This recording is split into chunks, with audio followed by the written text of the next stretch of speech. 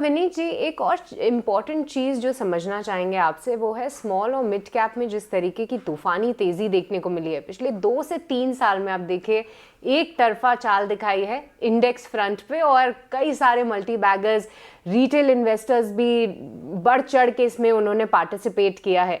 पर हम ये भी जानते हैं विनीत जी कि आपकी किस तरीके की स्ट्रॉन्ग पकड़ है इस पूरे सेगमेंट पे। तो क्या अभी भी यहाँ पे आउट परफॉर्मेंस के मौके हैं विनीत जी, या फिर इन्वेस्टर्स को इन स्तरों पे थोड़ा सा सतर्क होने की कोशिश करनी चाहिए, या फिर लार्ज कैप स्पेस में नजर बनाए, क्या वहां पे मौके ढूंढे? तो मैं इसको दो तरीके से इसका जवाब दूंगा। पहला तो ये है कि भारत में एक्चुअली ये अपॉर्चुनिटी ब्रॉड बेस्ड हुई है। कई सेक्टर्स जो हैं वो इम्प्रूव हो रहे हैं इकोनॉमिक रिकवरी के कारण। तो जैसे हमने 2010 से 2018 तक देखा था कि जो इन्वेस्टमेंट रिलेटेड सेगमेंट्स थे वो काफ़ी ग्रोथ उनमें नहीं देखी गई थी। रियल एस्टेट जो बहुत ही बड़ा सेक्टर है उसमें भी हमने कोई बहुत अच्छी ग्रोथ देखी नहीं थी। कंज्यूमर्स ठीक ठाक चल रहा था।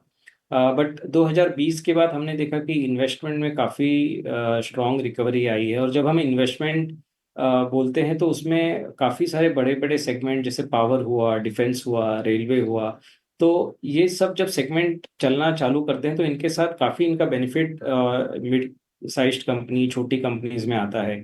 रियल एस्टेट भी एक ऐसा सेक्टर है जिसका बेनिफिट कई सारे बिल्डिंग मटेरियल कंपनीज में, टाइल हुए, वुड कैटेगरी हुई, और भी कई कैटेगरीज है उनमें देखा जा सकता है। तो ये एक काफी ब्रॉड बेस्ड जो है बेनिफिट देखने को मिला है। और अब जब हम रूरल रिकवरी की एक्सपेक्टेशन बनाए रखे हैं तो उसमें भी हम देखेंगे कि रूरल से रिलेटेड कई सारे सेगमेंट हैं जो small and mid cap categories में ही आते हैं, जैसे एग्रोकेमिकल बिजनेस हुए, फर्टिलाइजर बिजनेस हुए।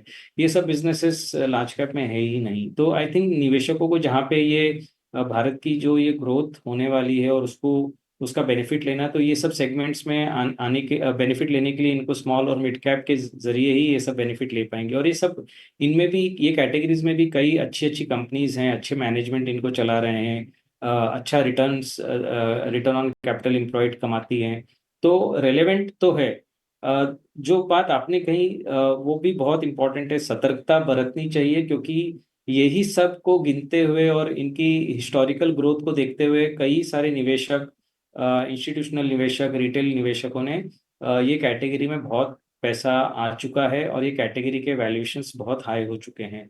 अब इसको डील करने के लिए मैं बोलूँगा कि दो और तरीके हैं। एक तो है कि अपना टाइम होराइजन बढ़ा दीजिए। अगर वैल्यूएशंस 1 या 2 साल के हिसाब से महंगे हैं तो आप 3-4 साल के हिसाब से सोचिए, और फिर निवेश को बनाए रखें। और ये एक्सपेक्टेशन रखें कि शायद हो सकता है 1 साल मुझे या 2 साल मुझे रिटर्न नहीं ना मिले। तो ये एक्सपेक्टेशन यदि सही होगा तो आई थिंक निवेशकों को कोई बहुत बड़ा कुछ नेगेटिव रिएक्शन होता है तो उसका इम्पैक्ट नहीं होगा। दूसरी बात है, अगर निवेशकों को फिर भी निवेश करना है तो आप एसआईपी का जरिया देखिए, क्योंकि एसआईपी में होता ये है कि आप अगर ऊंचे में भी स्टार्ट करते हैं और करेक्ट भी होता है तो आपका एवरेज प्राइस जो है वो बैलेंस आउट हो जाता है, और इस तरह से निवेश लॉन्ग टर्म में अच्छा पैसा बनाता है। बट हाँ, जहाँ निवेशकों को इमीडिएट रिटर्न चाहिए और क्विक गेन्स चाहिए, तो ये सतर्कता जरूर बरतनी चाहिए, और क्विक गेन्स के हिसाब से तो आना ही नहीं चाहिए, ऐसा मैं कहूँगा।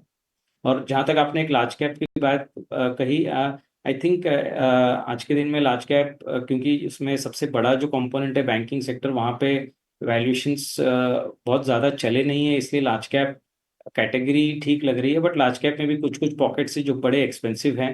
तो ऐसा नहीं है कि कैटेगरी में कैटेगरी का कॉल ले सकते हैं, बट आई थिंक कुछ सेगमेंट्स है जहाँ पे अपना एक्सपोजर बढ़ा सकते हैं।